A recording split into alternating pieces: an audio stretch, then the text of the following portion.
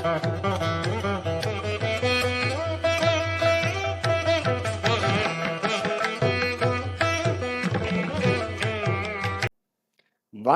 நான் உங்கள் அன்பான சயின்டிஃபிக் வேதிக் அஸ்ட்ராலஜர் அஸ்ட்ரோ ரஞ்சி பேசுகிறேன். நல்லது நினைப்போம், நல்லதே நடக்கும். தொடர்ந்து நம்மளுடைய சேனல்ல வரக்கூடிய வீடியோஸ்லாம் நீங்க பார்த்துட்டு இருப்பீங்க நம்புறேன்.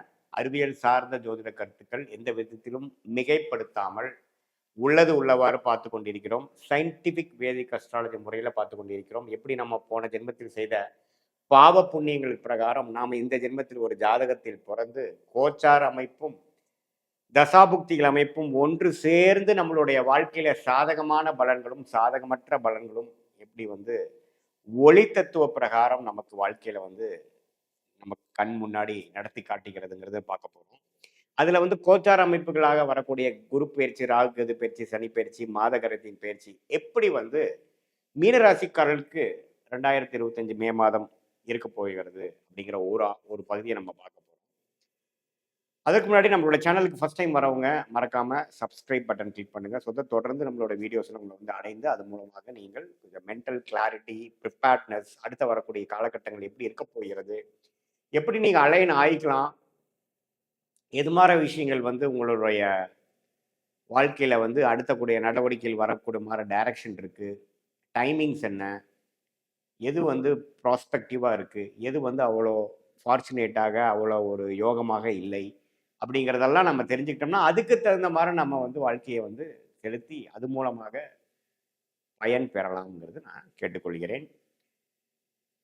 இந்த வீடியோவில் நம்ம என்ன பார்க்குறோம்னா, அந்த மீனராசிக்கு 2025 எப்படி இருக்க போகுதுன்னு பார்க்கும் பொழுது, மே மாதம் எப்படி இருக்குதுன்னு பார்க்கும் பொழுது, ராசி அதிபதி குரு எப்படி இருக்கிறார், 3ஆம் இடத்திலிருந்து 4ஆம் இடத்துக்கு போகிறார். 4ஆம் இடத்துக்கு போய் என்ன பண்ணுறார், 10ஆம் இடத்தை பார்க்குறார். ஸோ இது பார்த்தீங்கன்னா தொழில் ரீதியான சில முன்னேற்றங்களை மீனராசிக்கு மே மாதத்தில் சில மாற்றத்தை கொடுக்க போறாருன்னு நம்ம தெரிஞ்சுக்கணும்.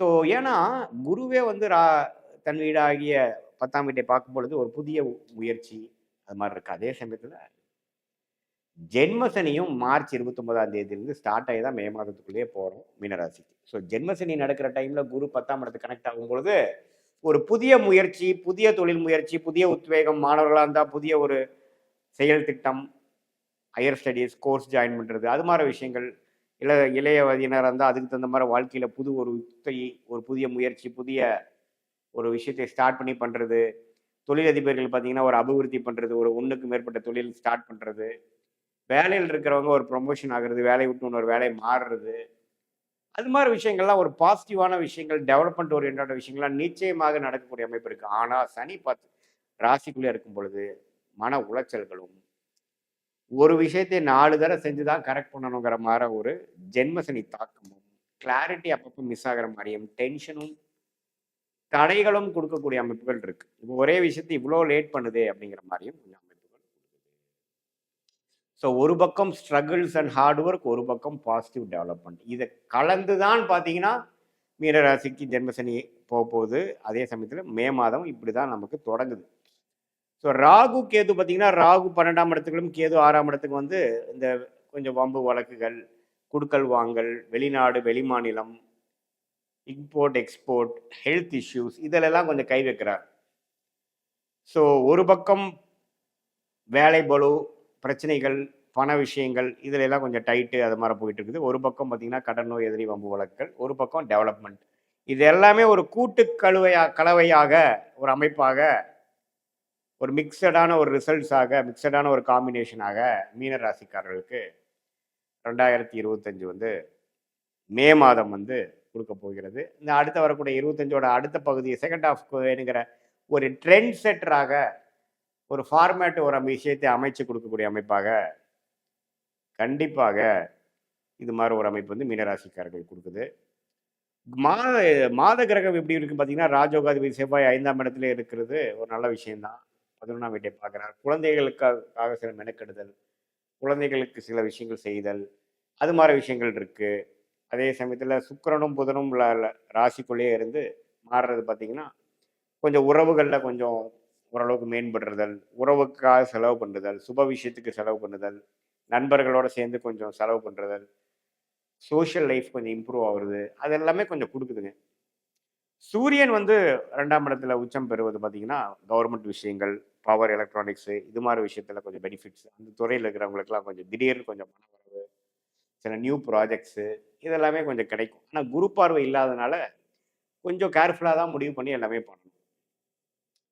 ஸோ பொதுவா பார்க்கும் பொழுது, மீன ராசிக்காரர்களுக்கு அடுத்த கட்ட நடவடிக்கைக்கான முயற்சிகள், ஹார்ட் ஒர்க், ஈவன் வீக்கெண்டுல கூட ஒர்க் பண்ணக்கூடிய அமைப்புக, அதிகமான என்ன சொல்றதுங்க, பிரைவேட் டைம் இல்லாமல் அதிகமா ஒர்க் பண்றது. இதில பார்த்தீங்கன்னா, நம்ம பர்ன் அவுட் ஆகக்கூடிய ப்ராப்ளம் இருக்கு. ஸோ கொஞ்சம் அப்பப்போ டைம் ஆஃப் எடுத்து, அப்பப்போ நீங்க ரிலாக்ஸ் பண்ண தெரியணும். மாணவர்கள் ரொம்ப டென்ஷன் ஆகி எக்ஸாம் படிச்சு பர்ன் அவுட் ஆயிறக்கூடாது. கொஞ்சம் ரிலாக்ஸ்டா இருக்கக்கூடிய அமைப்பு.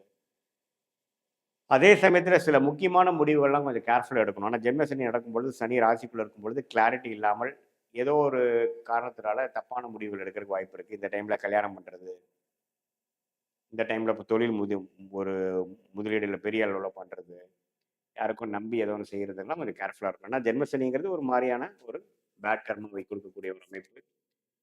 உங்க ராசி இன்னுமே கொஞ்சம் ராகு, சனி, கேது, செவ்வாயோட சேர்ந்து கொஞ்சம் பாவத்துவமா இருந்தா, இன்னுமே நான் சொன்ன அந்த சாதகமற்ற பலன்கள் கொஞ்சம் அதிகமாகும். ராசி ஓரளவுக்கு திரிபலத்தோட, ஒளியோட இருக்கிறாங்க. குருவோட இருக்காங்க. பௌர்ணமி சந்திரனாவே ராசி இருக்கிறாரு. சுக்கிரனோட சேர்ந்திருக்கிறாரு. சுக்கிரனின் பார்வையில் இருக்கிறாருங்கிற மாரிலாம் இருக்கும் பொழுது, இன்னும் கொஞ்சம் நல்ல பலன்களாகவும் நம்ம எதிர்பார்க்கலாம். ஒரு பிரச்சனைகள் குறையும். பட் என்ன இருந்தாலும் குரு வந்து 10ஆம் இடத்துக்கு சம்மந்தப்படுது.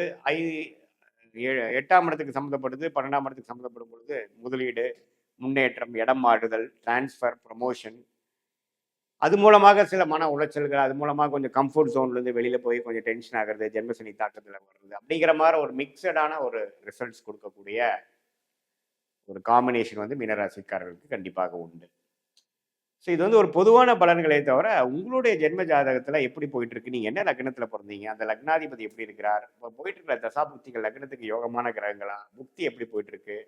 தசநாதனோட ஸ்தான பலம் என்ன? திக்பலம் என்ன? இதெல்லாம் வைத்து பார்த்து நான் சொன்ன இந்த கிரக பயிற்சிகளும் transit astrology and natal astrology 2 mix பண்ணி பார்க்கும்பொழுது உங்களோட இமீடியட் ஷார்ட் டேர்ம் எப்படி இருக்க போகுது, வரக்கூடிய லாங் டேர்ம் எப்படி இருக்க போகுது, எது மாதிரி லைஃப் டெசிஷன் எந்த நேரத்தில் எடுக்கிறது நல்லது, உங்கள் டைம் லைன்ஸ் என்ன, உங்கள் ஜாதகத்தில் கர்மா எப்படி செயல்படுது, இந்த கோச்சார அமைப்புகளுக்கு சப்போர்ட் பண்ணுதா இல்லையா, ஒரு விஷயம் நடக்குமா நடக்காதா, எப்போ நடக்கும், எது உகந்த நேரம் அப்படிங்கிற மாதிரி சில துல்லியமான பலன்கள் எடுத்து அதுக்கு தகுந்த மாதிரி நீங்கள் காரியங்களை செய்யும் பொழுது உங்களுடைய பொட்டன்ஷியலை ஃபுல்லாக நீங்கள் ரீச் பண்ணி நீங்கள் என்ன நினைக்கிறீங்களோ அது வந்து மேக்சிமமான ஒரு நல்ல டைமில் தேவையில்லாத பண விரயங்கள், சமய விரயங்கள், தப்பான முடிவுகள், டிலேலாம் இல்லாமல் ஓரளவுக்கு கரெக்டான விஷயத்தை கரெக்டாக பண்ணி அதனால பலன் பெற்று போகலாம். ஏன்னா வாழ்க்கையில் பார்த்தீங்கன்னா நம்ம 1000 வருஷம் வாழ போகிறது இல்லை. ஒரு 60, 70, 75 வருஷம் வாழும்பொழுது ஒரு வருடமும் ஒரு முடிவுகளும் கண்டிப்பாக முக்கியமாக இருக்குது. அது இந்திய வேத ஜோதிடம் சயின்டிஃபிக் வேதிக் அஸ்ட்ராலஜி முறையில்